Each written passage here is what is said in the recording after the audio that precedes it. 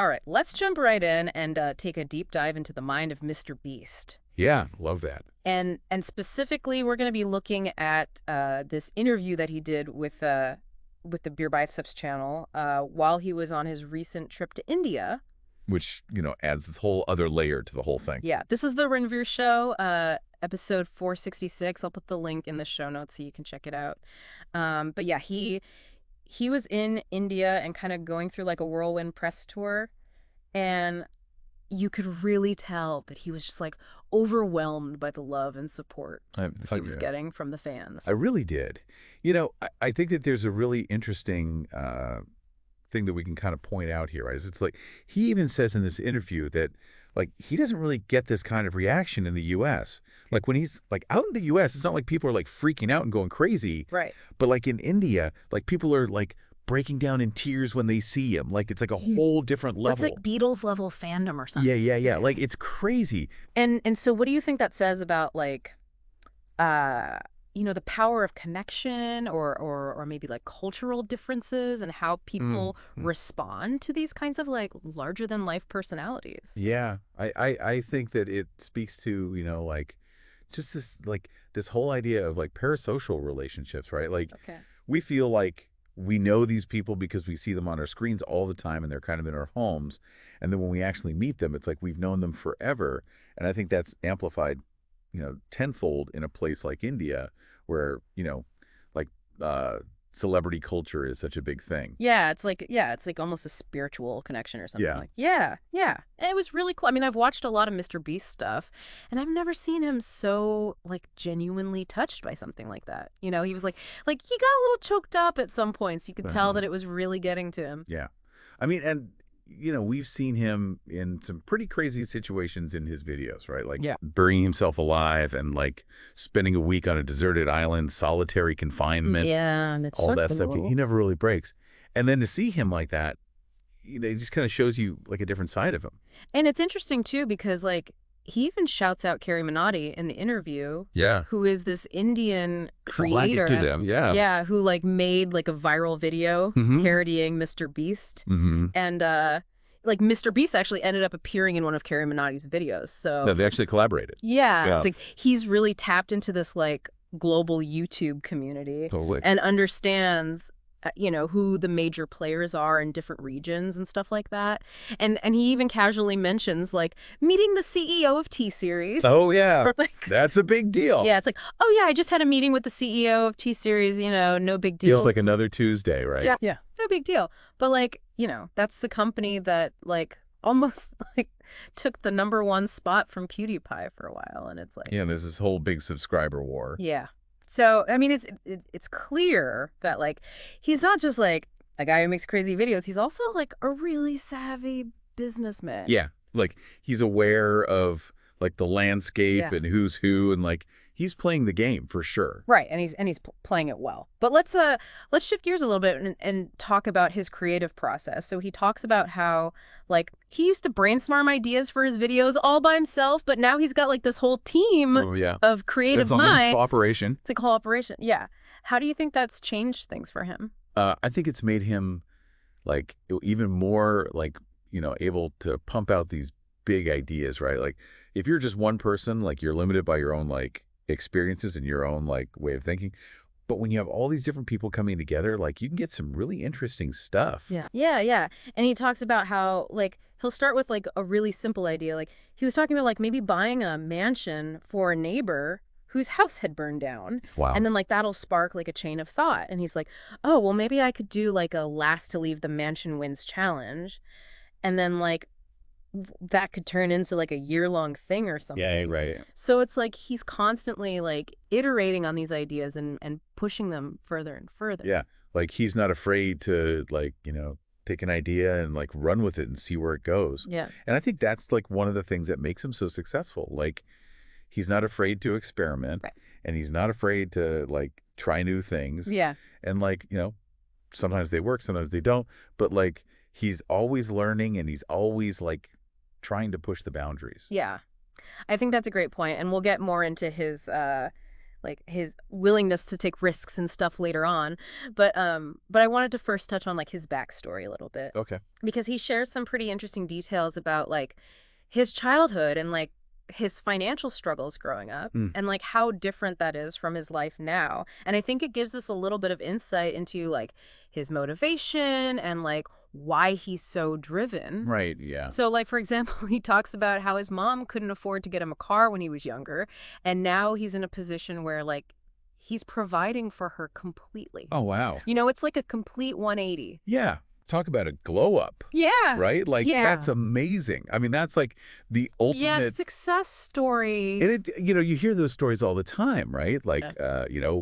rags to riches and all that stuff. Yeah. But like, I Yeah. think with Mr. Beast, it's like, it's even more dramatic because of like the scale of his success and how quickly it happened. Right, happens so fast. Yeah. It's like, he was just like a teenager making videos in his bedroom. Mhm. And then like a few years later, he's like this global phenomenon. Yeah, it's insane. And he talks about how like he was so focused on YouTube. Like even when he was in school, he would like intentionally not do his schoolwork. He was like skipping class to make videos. Yeah, he was like, "No, Yeah. I'm going to make videos." Yeah. And like that level of dedication, I think, is like really, really rare, especially at that age. Yeah. I mean, it takes a lot of like self-belief Yeah. to just like go against the grain like Yeah. that. And like everyone's telling you to do one thing. And you're just like, no, I'm going to do my own thing. Mhm. And it paid off for him big time. But, I think like you were saying, like that level of dedication, it's inspiring, but it also like, you got to wonder, like, what was the cost of that? Yeah, exactly. And that's something that we're going to delve into in the next part of our deep dive. So stay tuned because we're going to be talking about the pressure Oh, yeah. of success, the challenges he's faced, Mhm. and how he's managed to stay grounded despite it all. Looking forward to it. All right.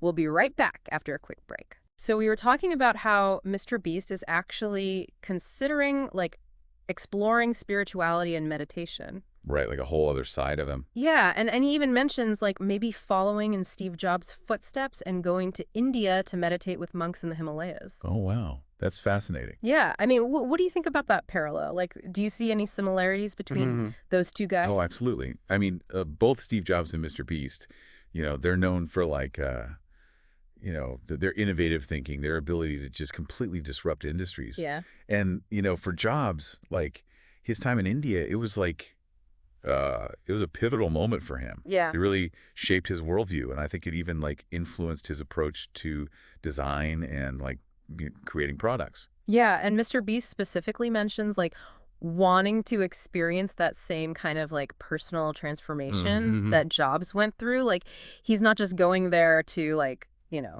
check it off his bucket list. Right. He's going there because he's looking for something. He's seeking something. Yeah. Yeah. I think it's interesting because like, he's achieved so much success All right. at such a young age. Mhm. And you kind of wonder, like, what else is there? Like what else is he looking for? Yeah. Do you think he's like maybe like sensing some kind of emptiness despite like all the outward success? Yeah, maybe. Yeah. Or like maybe he's just like, he's achieved all these external goals and now he's like turning his attention inward. Right. Like maybe he's looking for a deeper sense of purpose Yeah. or like a way to connect with something larger than himself. Yeah. That makes sense. And it's not like he's the first person to like reach the top of their game Yeah. and then kind of start searching for something more. Totally. You see it all the time with like, artists and entrepreneurs and even like athletes. Yeah. Like they reach a certain level of success and then they're like, okay, what now? Yeah. What's next? What's it all about? Yeah, exactly. And it makes you think about like, what does success really mean? Yeah. Is it just about like external validation and wealth and recognition? Yeah. Or is there like a deeper level to it? Like, All is right. there like a deeper sense of fulfillment that comes from like connecting with a purpose Right. that's bigger than yourself? Yeah. It's a big question. It's a question that I think all of us grapple with at some point in our lives. For sure. But I think, for Mr. Beast, it's interesting because he's chosen to like kind of look to India Yeah. for answers. He's drawn to like the spiritual traditions of India. Yeah. And, he's also like really impressed by like India's energy and ambition. Oh, He yeah. talks about like admiring India's booming economy and the Virat Kohli mindset of the youth. Yeah, for those who don't know, Virat Kohli is like a legendary cricket player. He's like a global icon. Yeah, yeah. He's like known for like his, his dedication and his excellence. Right. And Mr. Beast sees those same qualities reflected in India's younger generation. Exactly. And, he even offers some specific advice to Indian creators. He's like, think long term, predict the future, and don't be afraid to break the mold. You know? No, don't be afraid to challenge the status quo and try new things. Right. Like that's how he became successful, and he's encouraging others to do the same. Yeah, and it's interesting how, like, that advice, it echoes his own approach to content creation. Mm-hmm. He didn't become the world's biggest YouTuber by, like, playing it safe. Right. He's always pushing boundaries. Mm-hmm. He's challenging the status quo. Yeah. He's embracing new ideas. Yeah. And he's encouraging Indian creators to, like, adopt that same mindset. Yeah. Think big, be bold, and don't be limited by, like, conventional thinking. Yeah. And he also emphasizes, like, the importance of, like, understanding the global landscape, with the rise of platforms like YouTube. Your potential audience is no longer just, like, confined to your own country or region. Yeah, you got to think globally. Yeah. Your content could potentially reach anyone in the world. Right. And I think Mr. Beast, like, he gets that. Yeah. He's really good at creating content that transcends cultural boundaries. Yeah, his videos are watched by millions of people all over the world, and it proves that, like, humor and generosity and a sense of adventure, like those things, they resonate with people regardless of language or background. Yeah, he's tapped into like something universal. Yeah, exactly. And I think like, maybe that's part of what's drawing him to exploring spirituality. Mm-hmm. It's about understanding the human condition, the deeper motivations and desires that drive us all. Right. And it makes me wonder, like, how will this potential shift towards introspection influence his future content? Could we see a new dimension to his videos, like a layer of depth and meaning that goes beyond, like, pure entertainment? That would be really interesting to see. Yeah, and it would be, like, a really powerful thing if he could, like, incorporate themes of, like, mindfulness and self-discovery and the search for purpose into his videos. Yeah, imagine the impact that could have on his audience. Yeah, it's a really exciting prospect, and it speaks to, like, his willingness to evolve, to constantly push himself both creatively and personally. Mm-hmm. But, before we get too carried away with all that, I want to, like, kind of circle back to something we touched on earlier, which is his relationship with his mother. Yeah, it's clear that family is really important to him. Yeah, he's incredibly candid about, like, her unwavering support, especially during those early years when his YouTube aspirations seemed like a long shot. Right. Like, he talks about how she was working 2 jobs to make ends meet. Mm. And she was even, like, struggling to understand his drive to pursue YouTube when it meant, like, neglecting his schoolwork. Yeah, it's that classic clash between, like, traditional notions of success and the emerging world of online content creation. Totally. And then there's that, like, pivotal moment when he lands a brand deal that pays him more than his mother made in a year. Right, and it's like her whole perspective shifts. Yeah. Her skepticism turns into pride. Yeah. Like, she finally sees that he has unique talent. Yeah. And that this unconventional path can actually lead to real success. And it's not just about the money either. Right. He talks about how his mom helped him navigate the early days of building his business, like handling finances, managing staff. She wasn't just a supportive parent. She was like a crucial part of his team. It's a beautiful example of like family support. Yeah, and it shows how important that can be, especially for people who are like forging their own unconventional paths. Absolutely. And then like he even says that the person he loves most in the world is a tie between his mom and his girlfriend. Yeah, that's pretty powerful. It shows that even with all the fame and fortune, family is still his top priority. Yeah, and it makes you wonder, like, how does he manage to juggle the demands of his career with maintaining those important personal connections? Right. It's a tough balance for anyone, let alone someone with his level of fame and responsibility. Yeah, and something that we're going to explore further after a quick break, so stay tuned. We were just talking about how much Mr. Beast values his family and how supportive his mom's been, especially in the early days of his YouTube career. But he's also talked about wanting to explore his spirituality and even mentioned, maybe following in Steve Jobs' footsteps by going to India to meditate. It almost seems like those two things are at odds with each other. Yeah, you'd think so, right. Like on one hand, you've got this like super driven guy building a global empire. And then on the other hand, he's talking about introspection and meditation and like, searching for deeper meaning. So how do those two things fit together? Well, I think it might be a natural progression, right? Like, think Hmm. about it. He's achieved this incredible level of success that most people can only dream of. Ye- He's financially secure. He's got this massive platform. He's constantly surrounded by excitement. But you're saying it's not enough. It's not that it's not enough, but like, as humans, we're always searching for something more, right? Like, we're wired to look for meaning and purpose in our lives. Mm. And sometimes when we achieve a certain level of external success, we start looking inward for something deeper. So maybe his interest in spirituality is like the next step in his journey of personal growth. Exactly. He's kind of like conquered the YouTube world, Yeah. and now he wants to conquer the inner world. And I think it's interesting that he specifically mentions India as a source of inspiration. Well, yeah, he talks about wanting to meditate with monks in the Himalayas, kind of like Steve Jobs did. And, in Hinduism, there's this concept of sanatan, which emphasizes the idea of prayer as a direct connection to the divine. And that kind of lines up with this idea of looking for a connection to something bigger than yourself. So you're saying that Mr. Beast's interest in meditation fits within this bigger framework of like spiritual searching.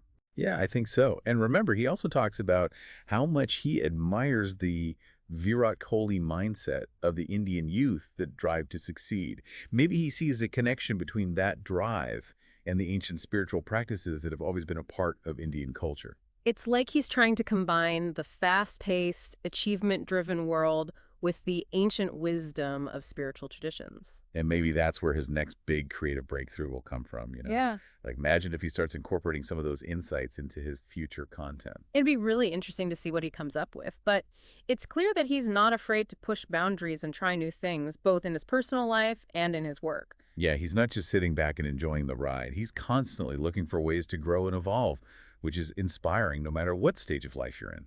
It's a good reminder that we're all on a journey, and there's always something new to learn and discover about ourselves and the world around us. So, we've spent this whole deep dive looking at Mr. Beast, this incredibly successful young guy who's also searching for something more. And it reminds us that even those who seem to have it all are still figuring things out, just like the rest of us.